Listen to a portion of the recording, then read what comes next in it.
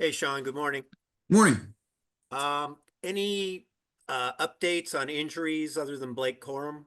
Yeah, nothing since yesterday. Our guys are kind of coming in today, with us playing on Monday. We'll kind of use today as they just come in, get an injury check. Coaches will get ahead. So I'll have some further information the next time we connect if anything different comes up.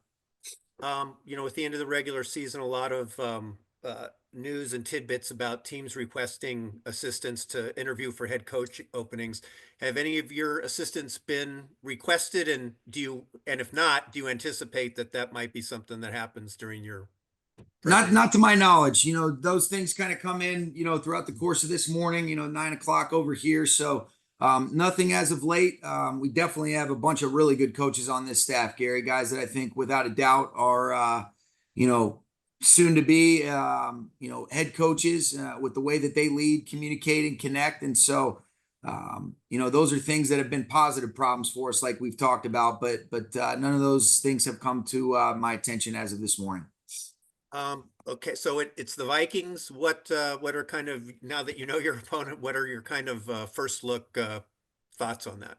Yeah, I mean, excellent team. I mean, you look at it, I mean, 14-3, obviously, very familiar with their coaching staff, the respect, the admiration. What a great job Kevin and guys like Wes and Chris O'Hara and Thad Bogardus did when they were here. I think, defensively, they've been excellent. They pose a lot of different problems. And then offensively, Kevin does an excellent job of accentuating guys' skill sets. Obviously, Sam's had a great year.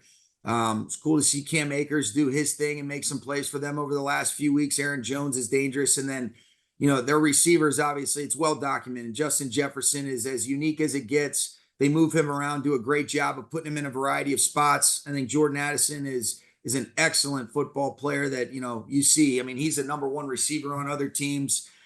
You've seen Naylor make a bunch of plays, and I think getting Hawkinson back has been big for them, with the different things that he can provide, not exclusive to just the pass game, but it's a great challenge. They're really good on teams. Obviously, Matt Daniels is their coordinator who is here with us, and it's going to be a great challenge, but it's NFL playoff football, so we're excited about it, and we're diving into that preparation as we speak. And then given, Kevin's experience on your staff, when you look at them on tape, do you see a lot of the Rams in them? What I see is he's done an excellent job of morphing it to his players. I think that sometimes can get a little bit overemphasized. There's a foundational philosophy that I think people carry offensively, Gary, but he's put his own spin on it that works for his team, and I think there's been a great evolution, and you really look at it, and I've been really impressed with what they've done, and I enjoy watching their tape, and there's some similarities of things that we've done together, and then there's been some things that they've kind of added and that fits their group. So very impressed nonetheless. Thanks very much. You're welcome. Adam. Sean, you say that playoff preparation is already underway. What time does that start on the Monday after regular season ends? You try to get your rest. I mean, I try to make sure they get, good 8 hours of sleep last night, but you get in early, and I go to bed pretty early. So after that game was over, you go to bed, and you wake up. I don't know exactly what time that was at, but want to make sure that we're getting rolling. We're putting that game yesterday to bed, looking at some of the different things. Was proud of the group yesterday, and here we go. And and you want to make sure you don't overcook it either. Having an extra day, I think it's about, let's get a good tight plan together. Let's make sure that we've got answers. But ultimately a clarity for our players first and foremost, and then the ability for them to go cut it loose. Have you guys made a decision on John Johnson and Troy Reeder? Yeah, we're working through that. I think some of the things I want to wait at them until I end up getting the full amount of information as it relates to, we know what happened with Blake, want to see if there's anybody else. And then, your eyes are towards, okay, how do you navigate that? What does it look like to project what your possible 48 could be? So those are things that we'll work through, try to get that done or have at least some clarity on it a little bit later on this morning, but want to have all the information before I do that. You guys have talked about, just trying to figure out some of those slow starts when you have 8 offensive starters who don't play yesterday. Like, do you use the last week at all as a reset opportunity for the offense? Yeah, and I think it boils down to execution. Even yesterday, I mean, you look at it, Ended up, going basically 5 plays and out on the first drive. You end up going 3 and out on the second drive with a drop on a third down. And then you're talking about field goal, touchdown. We turn the ball over, and then you end up going with 4 consecutive scoring drives. And then really you end up finishing where we didn't end up finishing that game, but you're in scoring position. And so I just think it's consistent. Last time we played these guys, they're unbelievable defense, ton of respect. We started fast, we executed well. And so it really comes down to, putting the guys in the right spots, all 11 doing what they're supposed to do. And then ultimately, I thought yesterday was a good reflection of some guys being able to make some plays, making some people miss, winning on a double move, moving in the pocket, being able to find, a check down. And so when things have been right, that's been consistent. I've liked the way that we finish games, but we've got to be able to play a full 4 quarters if we expect to advance in this tournament. And we know that, and there'll be that sense of urgency. And, we're working to play as consistent as possible. Thanks, Sean. You're welcome. Sarah. Sean, we talked about the 39-day message you gave the team. You guys won every game during that stretch except for the last one when you were resting starters. What did the effort from your players during that time teach you about where you guys may be headed in this playoff run?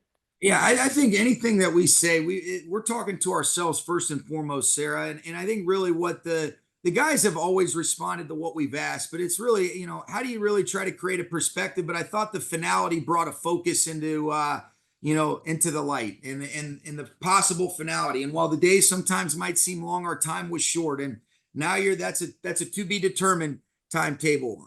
We've got another week that we're assured, and we're going to take advantage of every single day that we have. Make sure that you cherish it, maximize it. But I did think that a lot of those things that we mentioned, those are first and foremost. You're making sure that you're keeping yourselves accountable and myself accountable to what I want to be for these guys, and then usually they do an excellent job of reciprocating the respect and the perspective that we want to have in terms of our urgency, but also our enjoyment with our approach every day. During the offseason, about a year ago, or maybe during OTAs, did you have conversations with Kyren Williams about not that he can control his injuries, but just the importance of having him on the field for every game he could be this season? Well, I mean, he's the kind of guy that he's smart enough to know how important he is, and what are the practices that you can put in place to try to be able to stay as healthy as possible while understanding that the workload and the pounding that these running backs take is unbelievable. I mean, it's such a physical game. I mean, you look at it, you feel bad for Blake yesterday that he ends up getting the forearm fracture, but those are things that we've talked about in terms of, just being available and what are the habits that he'd implement. But I also think some of the things that he went through as a rookie, and even last year having to miss, put on temporary IR with the ankle injury, made him stronger. This guy is resilient. And I think he understands that all these, possible setbacks are just setups for comebacks. And I think he's done an excellent job, and that can be expressed and illustrated in a variety of ways. But the answer is, yeah, we've talked about it, but I think the intrinsic motivation that he has, Sarah, he kind of took that upon himself to implement the appropriate habits and different things to be available. And I give him a ton of credit. And then also, his ability to be able to lean on Reggie and his group and Ron Gould. And in a year when you miss Cooper and Puka for some time during the season, what did he mean to this team? He's meant a lot. I mean, he's meant so much. He's got such a great energy about himself. He just enjoys the competition. He loves to do challenging things. And the resilience that he shows is a real reflection of his mental and physical toughness. And that embodies a lot of the things that we want to be about. I think he's been at his best in the most important moments that we needed him. And we wouldn't be in this situation without him. Thank you. You're welcome. Wyatt. Hi, Sean. When you're preparing for a game like this, how do you balance trying to replicate the success that you guys had last time out versus anticipating some of the adjustments that they're going to make?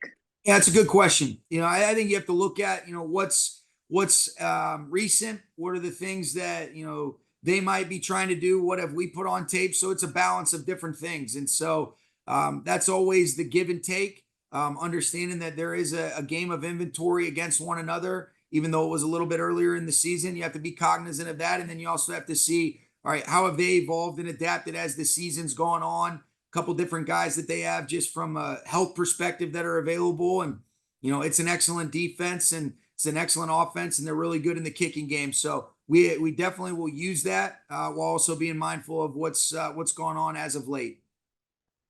And when it's a coach that you obviously have worked with and know well, how does that kind of affect the equation of, what you're talking about? Not too much. I think that stuff gets a little bit over emphasized. I mean, Kevin's a great coach, and there's a familiarity with, just kind of the rhythm and the routines in terms of how we all operate.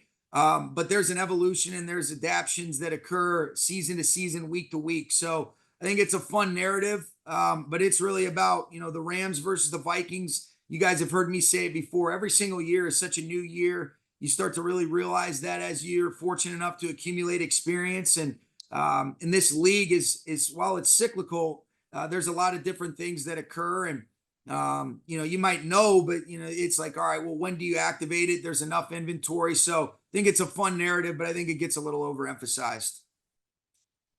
Thank you. You're welcome. Jordan. Hey, Sean, will Rob Havenstein be able to play Monday night? Yep, that's the expectation. And how has he kind of come out of that shoulder situation? Are you able to share a little bit more on how he's handled that? Yeah, he's been great. I mean, he's done really well. I think it's enabled him to be able to take there would have been a possibility that he would have played yesterday, depending upon the circumstances, Jordan. So I think being able to give him that time, I think we'll be intentional about, I was talking to Reggie about it this morning. He's made great progress. You want to make sure that you don't leave yourself susceptible throughout the course of the week in practice to any sort of setbacks, while also making sure that you get it tested accordingly. And so those will be things that we'll be cognizant of. But I am, I know he's really chomping at the bit, ready to go, ready to help lead and do his thing and play the way that he's capable of. But I thought it was a good performance by both Warren and Joe yesterday. But we are expecting Rob back, and we're excited about that. And then over the last 2 seasons, the starts to the year have either been not what you expected, or B, been full of injury, or C, both, plus you had a lot of rookies. But you guys have really put it together down the second half and after bye weeks. And I guess if you were going to draw back on a couple of things that were difference makers for you as a coach to galvanize your teams in those ways, but then also a couple of people maybe we don't see on the front side of the organization every day who might have credit for some of those things, that some of the reasons those teams have strengthened as time has passed. Are you talking outside of the players? Well, players, but then also any support staff, people who you have leaned on to try to get everybody Sure. where they need to be in the second half of the season. Yeah, I mean, I think, well, first of all, I think it's a real credit to, the mental and the mental toughness and the resolve of guys to just stay in the fight, just stay one day at a time. I mean, I think, it's so important to just stay present. There's so many narratives from an outside in perspective that'll tell you what you are, what you aren't. I don't think our guys have ever allowed that really to occur. And I think that's been a tremendous credit to the coaches. I mean, I think we've got great leadership. I think just the building as a whole, Jordan, when you look at it from, guys like Les, Kevin, Tony, you look at Reggie Scott, his influence, Kevin Nickerson, our team pastor, you look at Brennan Berger, with the equipment, Artis in his own way does an excellent job of steadying the ship. I just think there's a connection that's reflected in regards to how we move. And there's a similar values and belief system in terms of what we want to really be about. And I think those are the things, Justin Lovett and his strength staff, that have been key and critical, but it's always about people. It'll always go back to that.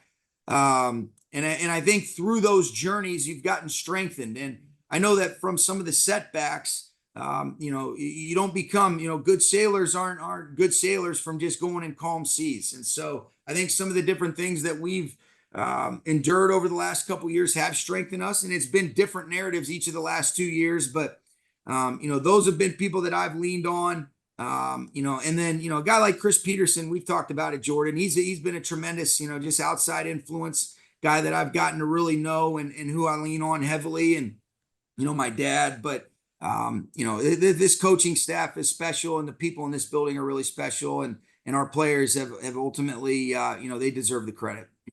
To that point with the the moving that you guys did. I know you guys were anxious to get and been waiting a while to get into the new facility, but moving from the joint practices and the camp at LMU and then into Woodland Hills and then kind of getting that facility ready, like as you were moving into it. What strain was that maybe on the players, or what ways did you guys try to prevent that from becoming a strain on the players? I think you'd have to ask them about that. For me, it really wasn't a distraction, because I think, so many people did a great job of getting ahead of things to try to make it as seamless as possible. And ultimately, the one thing I do like about this place, while there's not as many good collision hours where I get the chance to just see people naturally based on how you move because of the overall space, I think it's better in terms of just the optimization of space for the players and the training and the locker room, the cafeteria, but I don't like it at all. I'm too far away from people. It doesn't suit me at all. I don't like it in the least bit. So, but it's not about me, but there's my opinion on it, because I miss seeing people more naturally, and try to be intentional about going and being on that other side. But, you have to do that to see the guys and be around people as much as you'd like to, where just the natural rhythm of your days force you to kind of cross interact with people a little bit more seamlessly, which was much more in alignment with what I would prefer. Thanks, Sean. You're welcome. Kurt. Good morning, Sean. Hey, Sam Morning. Darnold was a quarterback without a team. And then to go 14-3, what have you seen, and how much is that Kevin's thumbprint on him? Well, I think, Sam's done a great job. He's always had a great ability to be able to get through progressions, activate different parts of the field, buy time with his legs. I think he's a much better athlete than maybe people give him credit for. He's moved the sticks with his legs a lot this year, but I think Kevin does a great job. I mean, he obviously played the position. You can see he understands how to cater things to the skill set. And I think you've seen a great agility on his part to accentuate guys' skill sets, whether it was when he was here, working with Matthew or Jared, or John Wofford, or even what he's done when you look at Minnesota, the way that Kirk played, the way that you've seen Nick Mullins, Josh Dobbs, those guys play. And then obviously, looking at Sam and what a phenomenal year he's had this year. I think one of the biggest compliments you can give to a coach is usually guys play their best when they're working, with certain guys. And I think Kevin has a great ability to bring out the best in people. And that's one of the things that makes him a great coach. But I think there's a unique perspective he has from playing the position, understanding, how to communicate, how to connect, and how to cater things to fit, their skill sets in what is arguably the most difficult position in all of sports. And then lastly, for the second year in a row, you guys have had a sensational performance by your rookie class. And yesterday, I guess, when Garoppolo was asked about the playoffs, he says, that's a whole different beast. You've mentioned the same thing. When you have a rookie class, do you mention that, or is that just organic? Yeah, I think you talk about, these guys have embraced, the challenges. And in a lot of instances, we've kind of been in playoff mode, Kurt, each of the last couple years. They've played in big time games, but it obviously ramps up. And I think it's important to embrace the challenge, embrace the great atmosphere and environment that they've earned the right to go compete in, while also being as consistent as you can so that you're at least able to improve and continue to get better throughout the course of this week and then go cut it loose. And so you educate, but let's go bring that same sort of energy and approach with an authentic enthusiasm and an ability to go for it. And so you talk about it, but these guys will feel it, and I think they'll be juiced to just go play a little bit better because of the work that they'll put in throughout the course of this week. Thank you, Sean. You're welcome. All right, we'll wrap quickly with Stu, and then Gary has a quick follow-up. Okay. Hey, Sean, just wanted to ask you real quick about, between being able to rest starters this past weekend and then also having, the extra day because of playing Monday night. Again, I know you're still waiting for full clarity on the medical report from Reggie, but what does having that extra day, that extra time do for being as healthy, trying to be as healthy as possible going into the playoff?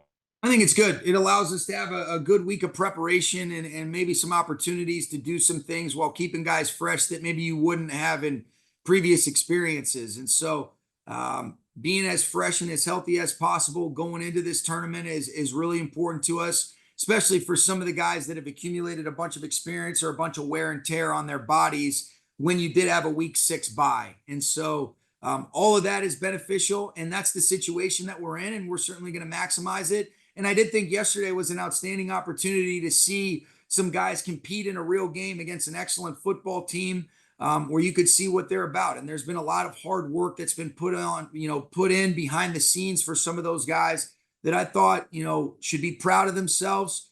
Even though we came up, a little bit short, the way that they competed and the things that they can draw from that experience, really with a handful of different players in all 3 phases, I think is encouraging. And here we go now into the playoffs. Thank you. Thank you. Gary. Hey, Sean. Hey. Thanks for taking another question. Sure. What's been your experience coaching the sons of NFL players, and specifically, what do you see, if anything, in Quentin Lake that, denotes that? Well, I think there's certain guys that just have a pedigree, a love for this game, and understanding of some of the nuances that maybe you wouldn't even realize. Like, I know for me, just being around this game, you don't even realize some of the things that you pick up until you get into these situations, and you're like, oh, subconsciously, you just kind of been around that atmosphere and environment.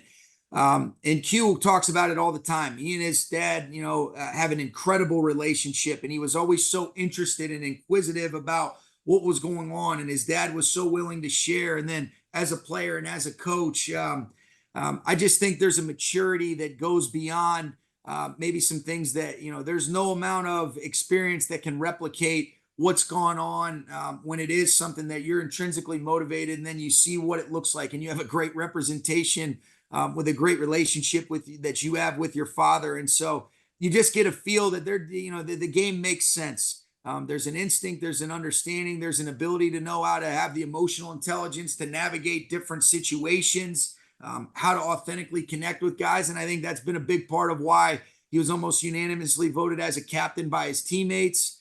And you definitely feel that pedigree just based on the love that he has and that relationship that he has with his father. That's been, a lot about, their shared experiences, because that's the path that he wanted to take while never feeling pressured to have to do that. Thanks very much. You're welcome. Thanks, Coach. Awesome. Thanks, guys.